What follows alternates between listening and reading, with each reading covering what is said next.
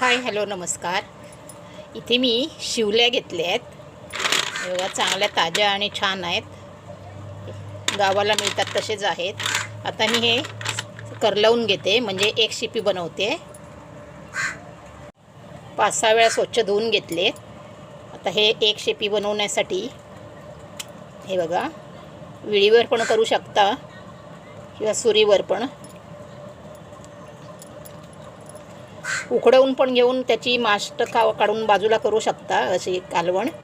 मी अशा पद्धतीने बनवते. हे बघा, ते सुरीने केलं बाजूला आणि हे असं करायचं आणि हे असं करून घ्यायचं. हे बघा असं. आता हे बाकीचे सर्व असेच मी बनवून घेते.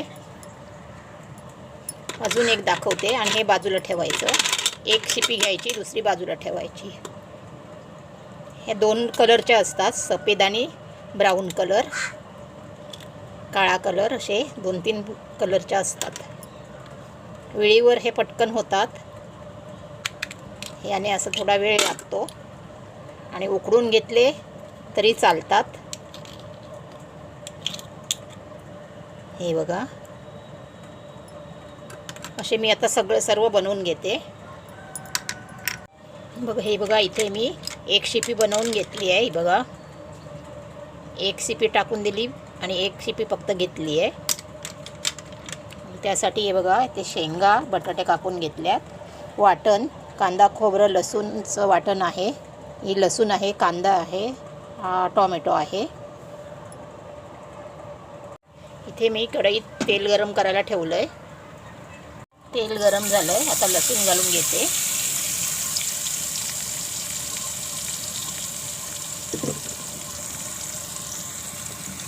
लसूण चांगली भाजत आली आहे. आता मी कांदा घालून घेते.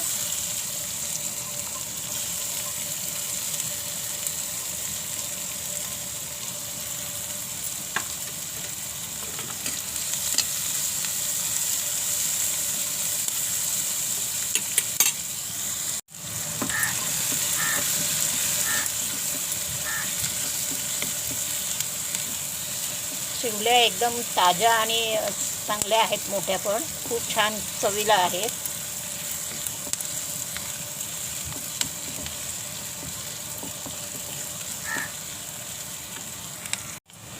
कांदा चांगला मऊ पडला आहे. आता मी त्यामध्ये टोमॅटो घालून घेते.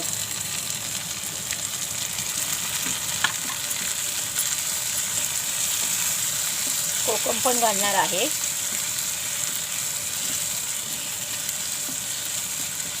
आता चांगला परतून घेते, भाजून घेते. आता हाच मसाला घेते, चमचाभर, मोठा चमचाभरून मसाला घेतला आहे. हळद पावडर थोडी,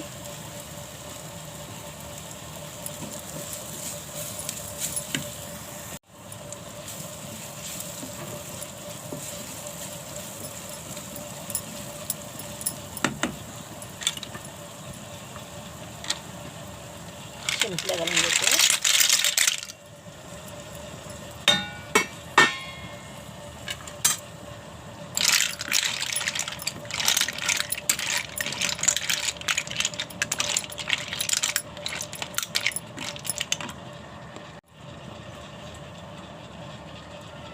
वाटण, यामध्ये कांदा, लसूण, खोबरं, आलं हे सर्व आहे.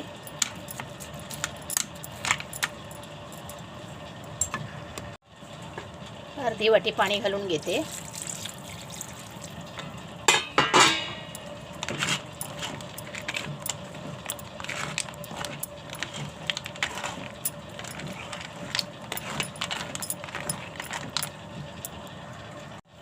चवीनुसार मीठ घालून घेते. ह्या शिवल्या थोड्याशा खारटच असतात, म्हणून मीठ जरा बेतानेच घालायचं. जास्त मीठ नाही घालायचं, नाहीतर खारट होऊ शकतात.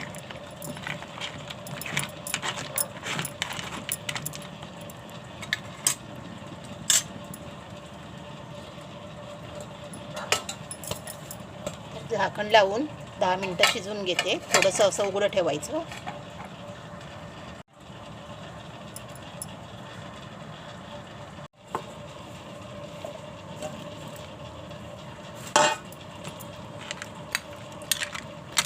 शेंग आणि बटाटे घालून घेतले आहेत.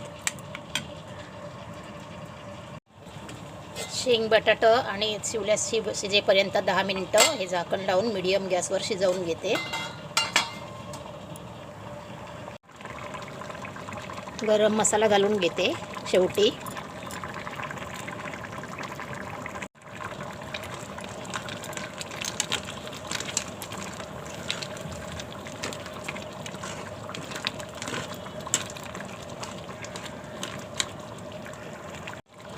कोकम 4,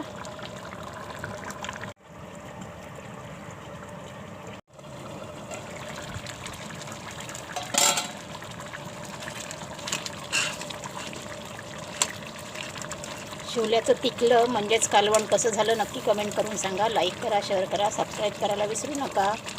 कोथिंबीर पाहिजे होती पण माझ्याकडे कोथिंबीर नाही आहे, संपली आहे, खराब झाली म्हणून मी घालत नाही आहे. कोथिंबीर नक्की घाला आणि कशी झाली रेसिपी नक्की सांगा. शिवल्याचं तिखलं